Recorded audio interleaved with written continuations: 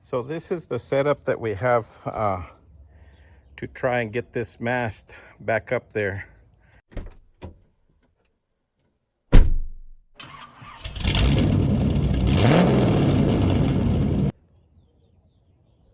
Hi there, this is Ray with Easy Simple Mechanic. Welcome back to the channel. And today we're going to get all of these parts on that forklift and see if we can't get this thing running again. So let's get started. The first thing we did to continue on this forklift was to get these pedals on here because once we start putting stuff on the front here, it makes it a little difficult to get back to connect this clutch pedal. So we got the clutch pedal hooked up right here. But before we did that, we had to, of course, get this shaft in here, which only has a little clip here on this side that allows that pin to slide all the way through these pedals. And then we installed the bleeder that's right here. I mean, not bleeder, this grease fitting. We had to put in after we got the shaft through there and the pins on. And so we did that and we greased them up. There's a grease fitting here and a grease fitting there. So now our pedals are good to go. Next up, we're going to install our master cylinder and get it hooked up to this pedal so that then we can get our steering shaft in because we don't want to be messing in there with that steering shaft. So we'll get that steering shaft in next. And then we'll go ahead and hook up this brake line. I didn't want to hook it up yet because I'm going to have to get it out of the way to get that steering shaft in there. So we'll get the steering in there, then we'll get this brake lines in. We'll get them hooked up, and then we'll get this little piece that goes across the front here that holds the brake lines and the emergency brake cables. It hooks up to there, and we'll have all of that done. The little instrument panel and the support for the steering, we'll get that on there. Then we'll go ahead and hook up these hydraulic lines, get them hooked up. And of course, the last piece will be to get that mast back on here and the wheels on. I don't know if the wheels will go on before or after the mast, but let's get started. I decided to go ahead and put the master cylinder on. It just came with this bracket here, and then there's 4 bolts that hold it on. Sorry, you can't see that. But anyways, there's 4 bolts, and the reason I did that is to make it easier for me to get to those bolts on the bottom and to be able to tighten this master cylinder on here. Now, there's a pin here that hooks up the master cylinder to the pedal, and so I hooked that up. We'll need to adjust that once we get the brake fluid in and we start to bleed this thing. Now, you're wondering, did I get a new master cylinder? Yes, I did. The old one was just stuck. I could never get the piston out of it. So I could not find one that was original like this. But I found one that had the same cylinder, but it came with an external reservoir, which was this one. So all I did was I took the reservoir off of the new one, and I just used this old piece from the old one so that I could mount it to the new master cylinder. So this ought to work just fine. This ought to be just like the original now. So I made one good one out of the 2 that I had, the old one and the new one that I bought. So that's how I wound up with a master cylinder. That was one of the concerns I had, that I wouldn't be able to find one. It's hard to operate a forklift without brakes. So anyway, now I'm going to go ahead and get the steering wheel in there, the steering shaft. And so what I did is I went ahead and I cleaned up this this guy, and I got some lube in there. Once I get it all put together, I'll go ahead and finish lubing that nipple. So let's get that steering wheel on there now.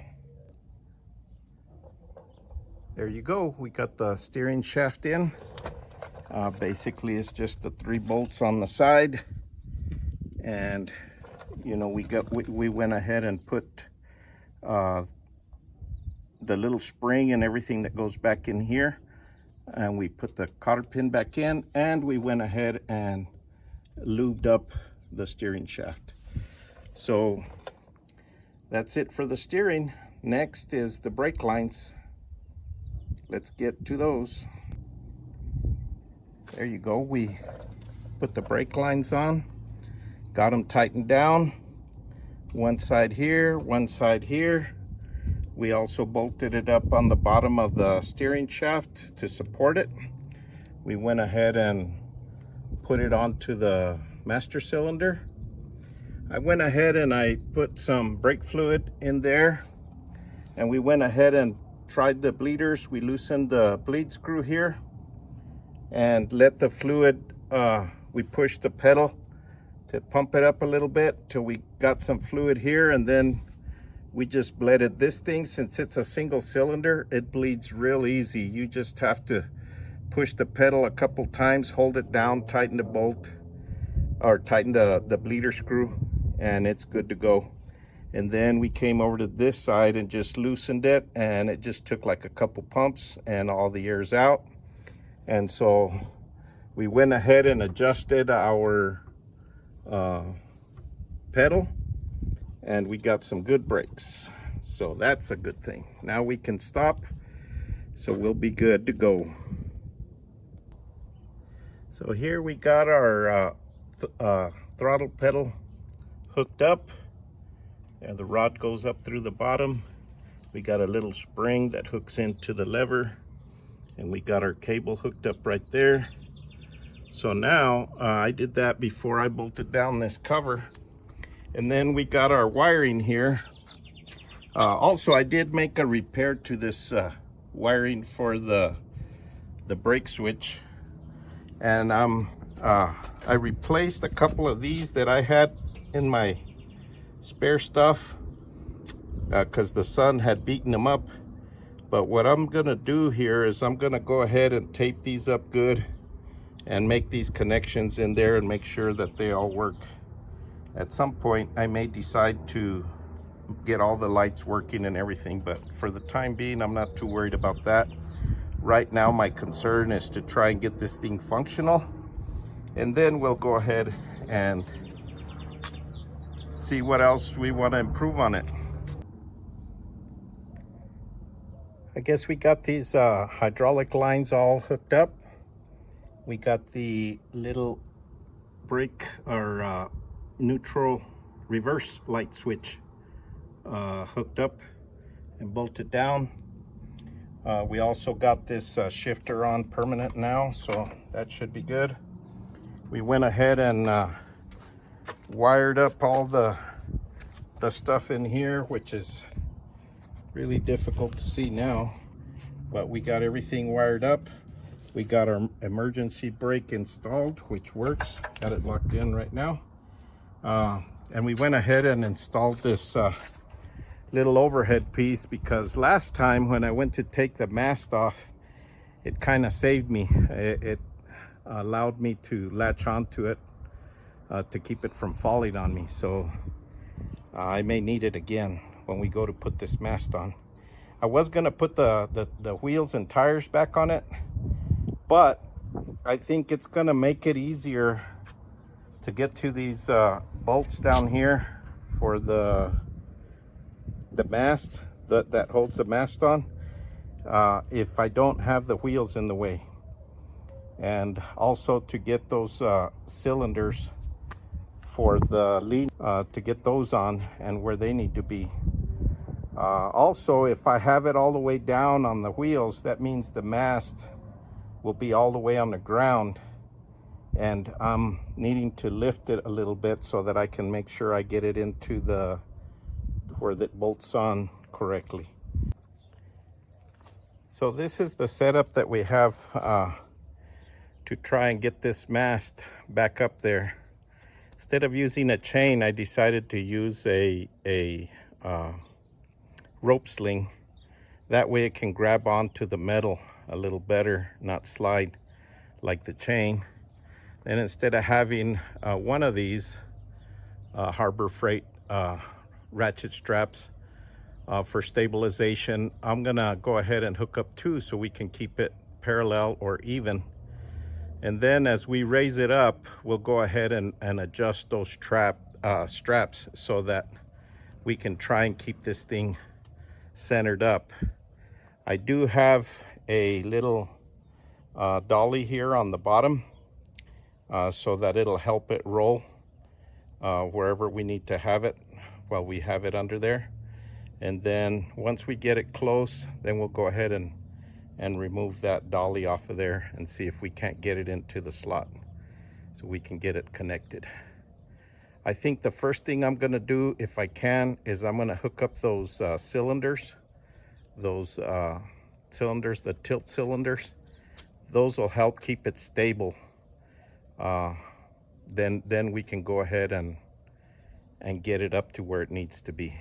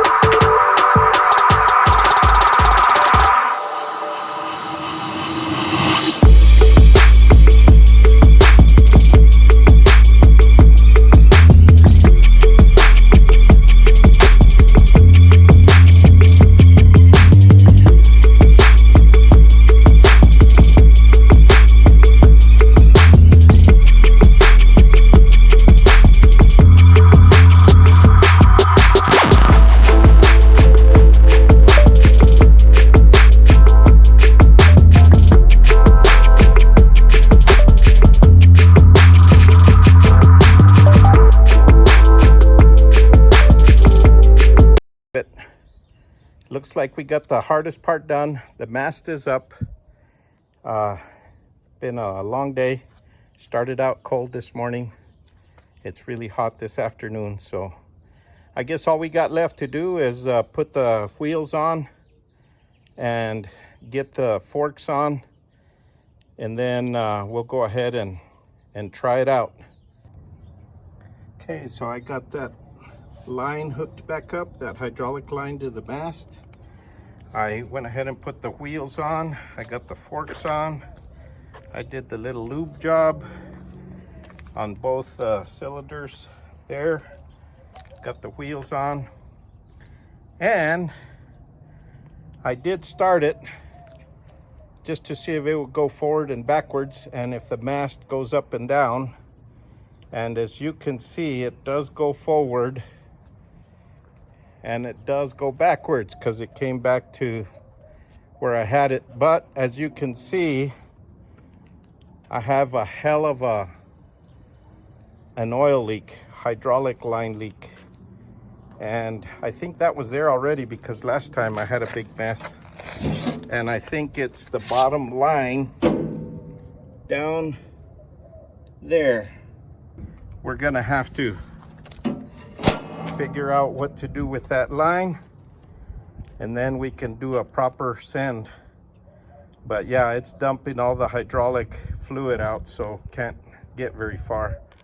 But the clutch works fine, the transmission works fine, and the mast works fine. It does go up and it comes down, no problem. The tilt cylinders tilt forward and back, so all that works. The only thing is that hydraulic leak.